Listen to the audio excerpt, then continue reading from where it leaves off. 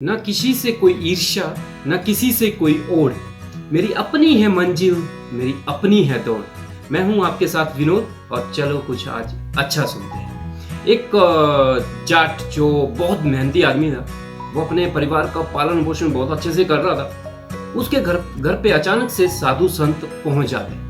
आज जिस दिन वो साधु संत आते हैं, जाट घर पे फ्री था, थोड़ा सा उसके खेतों खतों का कोई काम नहीं था तो रेस्ट कर रहा था। तो उसने देखा कि साधु संतों का सेवा का मौका मिल रहा है, तो मैं क्यों इसको छोड़ूं, आज मैं क्यों ना साधु संतों की सेवा करूं। अब वो साधु संतों को अंदर बुलाता है और उनकी पूरी सेवा करता है, तन मन से सब सेवा करता है। उसको उनका खाना पीना चाय पानी सब अच्छे से करता है। जब ये सारा कुछ हो जाता है तो वहां पे एक संत बोलते हैं कि आपका बहुत मन है साधु संतों की सेवा करने में, एक काम किया करो, आप रोज बिन नागा मंदिर में जाया करो या माला जपा करो या पूजा पाठ किया करो। लेकिन जाट बोला कि मेरे पास इतना टाइम नहीं होता, मैं बच्चों का पालन पोषण करूंगा, उनकी देखभाल करूंगा और खेतों में पूरा दिन काम करूंगा, मेरे पास इतना टाइम नहीं होता।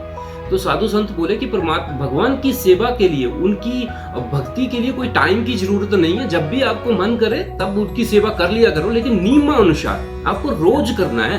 लेकिन जाट तो अपनी जिद पे अड़ गया, बोलता है मेरे पास टाइम नहीं होता। अब संत बोले कि तुम एक नियम लो, कोई भी एक नियम जो तुम बिन नागा और अपनी इच्छा से कर सको। तो वो बोला कि मैं एक काम कर सकता हूँ, मेरे बगल में मेरा दोस्त कुम्हार है, मैं उसको देखे बिना कभी खाना नहीं खाया करूंगा। अब संत बोले कि ठीक है, तुम इसी नियम का पालन करना। संत चले गए। जैसे ही उसको भूख लगती, वो उसके घर के पास एक बहुत सा पेड़ था, उस पेड़ पे चढ़ता और परली तरफ कुम्हार का घर था, उसके घर पे कुम्हार को देखता और जल्दी से उतर के खाना खाता। ऐसा काफी दिनों तक चला। अचानक उसको एक दिन भूख लगती है और वो पेड़ पे चढ़ के देखता है तो कुम्हार जो है वो घर पे नहीं होता है। अब वो जाट कुम्हार की पत्नी से पूछता है कि भाई साहब कहाँ हैं। तो अब वो उनकी पत्नी बोलती वो तो खेतों में मिट्टी खोदने गए, घड़ा बनाने के लिए मिट्टी लाने गए।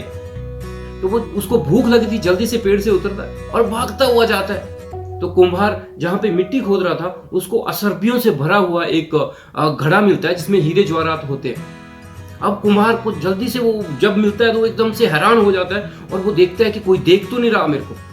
तो ऊपर चढ़ता है, वो गड्ढे से बाहर आता है, ऊपर देखता है तो जो जाट भागता है वो उसकी तरफ आ रहा है। जैसे ही जाट ने कुम्हार को देखा और कुम्हार ने जाट को देखा, जाट बोलता है देख लिया देख लिया देख लिया। अब जाट तुरंत वापस होने लगता है, उसको भूख लगी थी।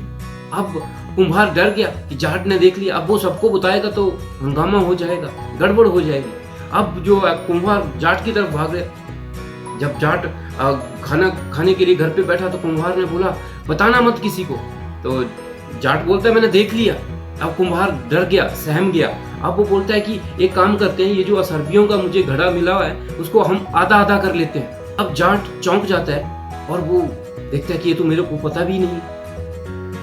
अब जाट और कुम्हार दोनों बैठते हैं, दोनों आधा आधा करते हैं। जब रात को जाट सोया होता है, उसके मन में आता है कि देखो अगर अपनी मर्जी से मैंने नियम लिया, अपनी मर्जी से नियम का पालन करने लगा तो भगवान ने मुझे दौलत शोहरत से भरपूर कर दिया। अगर मैं नियमानुसार भगवान की भक्ति उसकी इच्छा अनुसार करूं तो मेरे पास तो किसी चीज की कोई कमी नहीं रहेगी। दोस्तों छोटी सी कहानी है, लेकिन हमें यह सिखाती है कि अगर हम भगवान की भक्ति नियमानुसार उनका पालन करते हैं और हमारे ऊपर कभी भी कोई कष्ट या कोई दुख या संकट कोई ऐसा आता है और हम उसको भगवान की इच्छा समझ के अगर हम उसको माने और जाते हैं कि हमारे जीवन में जो कुछ भी होता है ना, वो भगवान की मर्जी और उनकी प्लानिंग से होता है, इसलिए ज्यादा घबराने की जरूरत नहीं है। अब दुख है तो ज्यादा दिन नहीं रहेगा, अगर सुख है तो वो भी ज्यादा दिन नहीं रहेगा।